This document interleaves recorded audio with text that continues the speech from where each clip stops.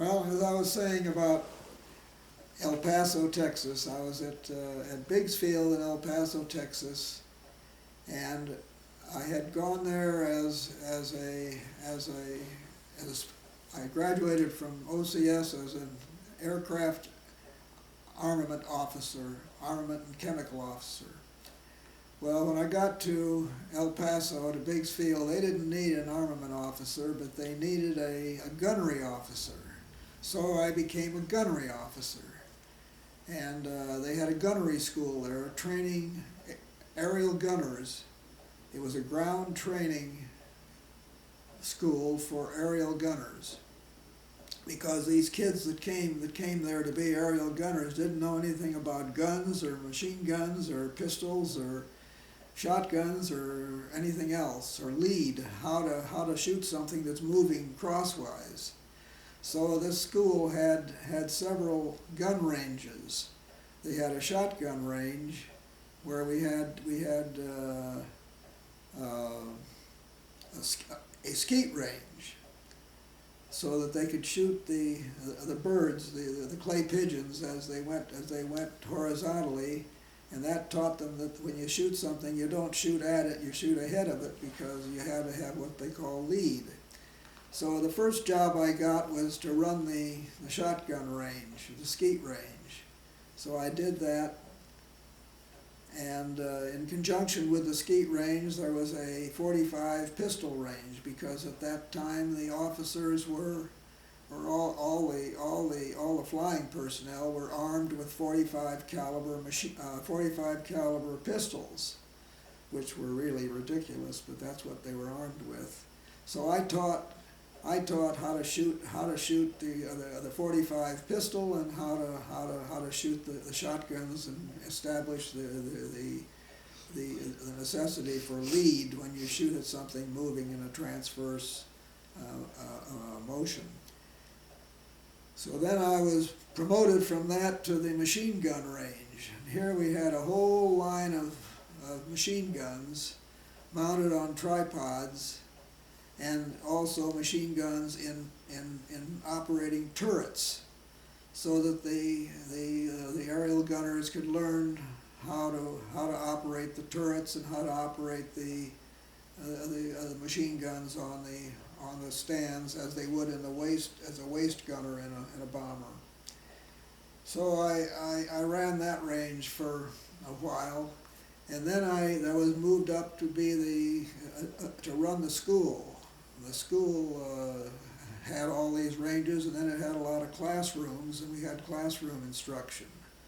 So then I had an office and a desk and a whole business, and I was running the school. And I did that for several months. And it so happened there was my boss was a colonel who was from Omaha, Sandy Piracello. And his sister had owned... Paracello's down near It wasn't Paracello's, it was...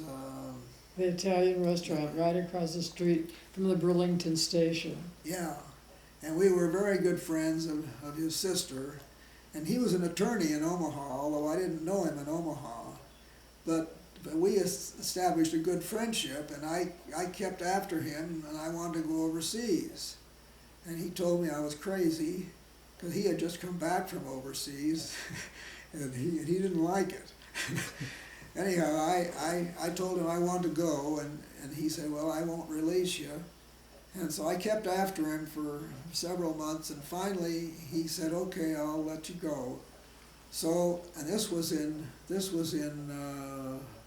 about, well, it was right before VE Day in Europe.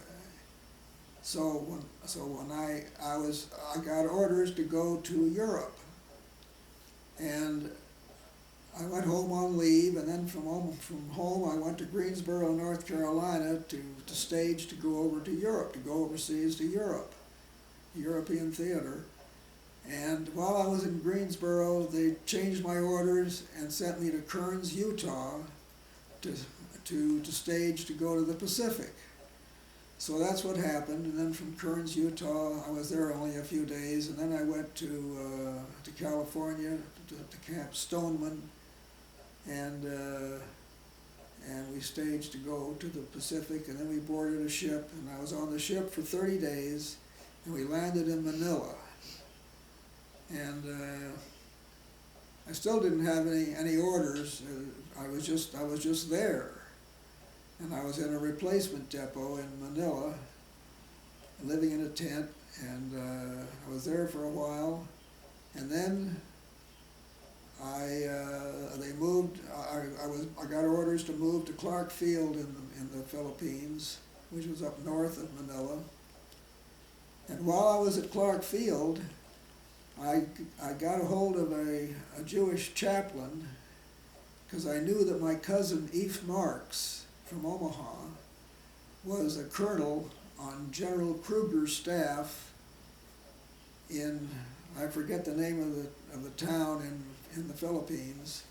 So I got a hold of him on the phone, and he sent a Jeep down with a driver to pick me up and take me up to his camp up there. So I went up there, and I was dressed in my fatigues and a gun and the whole business. And here I walk into this place at where he was, and it was like the United States. It was they had an officers club, a senior officers club. We went in, we had a drink, and people looked at me like I was a freak. Here I look like I'm in a war, and the rest of them are all dressed up. And anyhow, so I stayed there a couple of days, and we played tennis and had Filipino ball boys, and it was really a life of luxury there. So I stayed a couple of days, and then I went back down to my camp at Clark Field, and then I finally got orders to go to Okinawa. So we flew to Okinawa, and we landed in Okinawa, and there I sat in a replacement depot there. And nobody knew where anybody was or what was happening. It's remarkable that we won the war. I just have to believe that the Japanese army was more disorganized than we were. Anyway, but I wanted to go join whatever outfit I was going to join. I wanted to do something. So I found out that I had to talk to was a major up someplace, I don't know, 25, 30 miles north of where I was on Okinawa. So I borrowed a Jeep and I drove up there alone. And at that time, there were still Japanese in the hills. It was crazy, but I was lucky. And he wrote me orders to go join the 85th Aerodrome Squadron on Aishima, which was a small island separated by about 14 miles from Okinawa. The island became famous. It was the place where Ernie Pyle was killed. And it was incidentally the closest American-held island to Japan. Anyhow, so you had to do everything yourself. Nobody cared where you went or what happened to you or anything. So I got a ride on another airplane over to Aishima, and I found the 85th Aerodrome Squadron and told them I was there, and then I stayed there until we moved up to, after the war was over, we moved up to Japan as occupation troops, and I was involved in a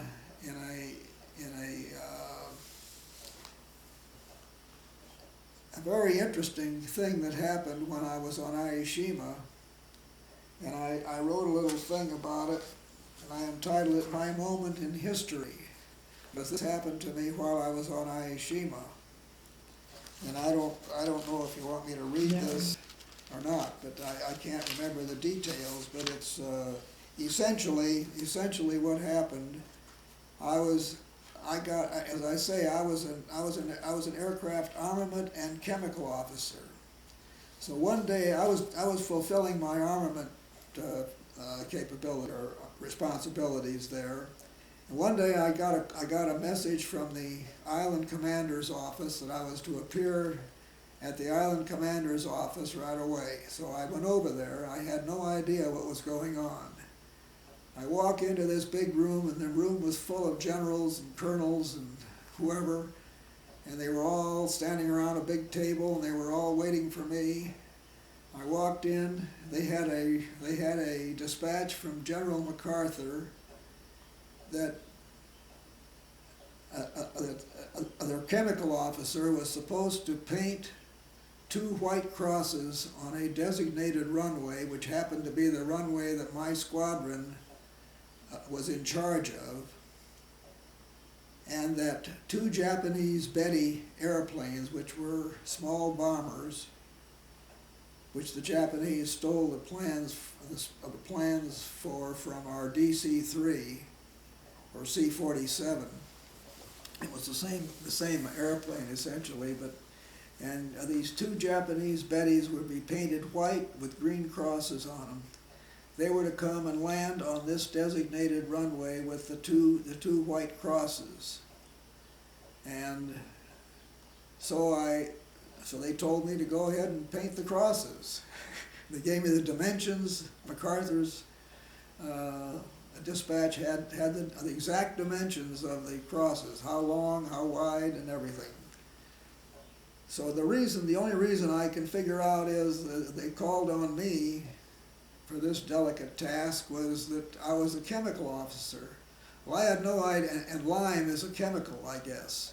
So I had no idea where the lime was, but I found some lime, I got some brooms, I got a crew of fellas, and we went down and we got the water from the ocean in buckets, and we went up and we painted these crosses on the runway. And then we waited for the Japanese Bettys to appear.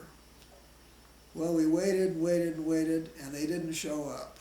And then all kinds of rumors started that the Japanese were backing out of the surrender. What was supposed to happen is the surrender party was to fly in on their Japanese Bettys, and MacArthur had sent his C-54 up to Aishima, and they were to get out of we were to impound the crew in our stockade, and the surrender negotiating party was to get out of the Bettys and get on the C-54 and fly to Manila to meet with MacArthur. Well, so we waited and nothing happened. So they told us to open our runway again, and the plane started landing, and that would erase the crosses. Then I got another call to come to the island commander's office. I went over there, and they got another dispatch and said to do this again, and then they changed the dimensions of the crosses for some reason, if that seems important to them, I guess. So we painted the crosses again, and then we watched the skies and scanned the skies to see if these Bettys would come in. Finally, here are these 2 specks in the sky, and I've got pictures of these planes coming and landing, and these little short Japanese people getting off of the planes, and the officers were all dressed in their officers' uniforms with swords and the whole business. And they got off their planes. They got on the C-54. We put the crews in our stockade. And one of the Bettys had run off the end of the runway. It had defective brakes, and our mechanics repaired it. And then when the surrender party came back, they got back in their Bettys, and the crew. We released the crew, and they got back on their airplanes, and they flew back to Japan. And that was a very exciting time, and I was right up there with the Life magazine photographers and the rest of them taking pictures of this whole transfer of the surrender party from their Japanese Bettys to the C-54. So there was a big crowd there. It was a very exciting time, but I've never seen, I never saw any publicity on it. I've never read anything about it any place. It's one of those things that history didn't think was important. And then the surrender actually took place in Tokyo Harbor, but the negotiations took place in Manila. And that was an interesting moment in a kind of a boring overseas existence. We had some bombings and some other excitement, but fortunately, I guess although I hankered for it, I was never involved in any. I never shot at anybody or had anybody shoot at me knowingly. They dropped some bombs and stuff, but they didn't know I was there. Well, Shirley, let's go talk about your children now. All right. Bob is living here. He's retired. And Sally, our daughter, is living here. She's a teacher at one of the high schools here. Teaching English. Yeah, she's an English teacher. And Joe, our youngest one, moved out here about 1.5 years ago, 2 years ago. And he's working for a very interesting company. Jimmy, you can explain that company. It's a global company. Yeah, this is a company. Do you remember the name of it? Yeah. Something about global systems? No. I have to look because, Modular? Modular Mining Systems. Yeah. Modular Mining Systems is the name of the company. It's a very large company, but nobody that I've ever talked to in Tucson knows it's here. It was founded in Tucson, and the founder is still living here, and he's the chairman of the board of the company, and is still active with the company. The company was sold a few years ago to Komatsu, a Japanese company, which is the worldwide competitor of Caterpillar. Okay, Joe went to work for a company here called Modular Mining Systems. It was founded in Tucson, and the founder is still here, and he's the chairman of the board of Modular Mining Systems, and is still active in the business.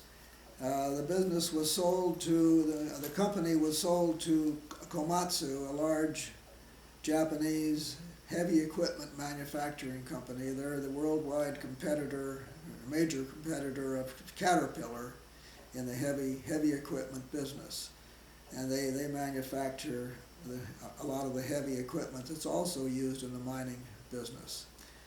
Modular Mining Systems is in the business of producing software for the mining industry, software to operate the heavy equipment, to operate the trucks, these gigantic trucks and cranes and earth movers and so on, move around these open pit copper mines all over the world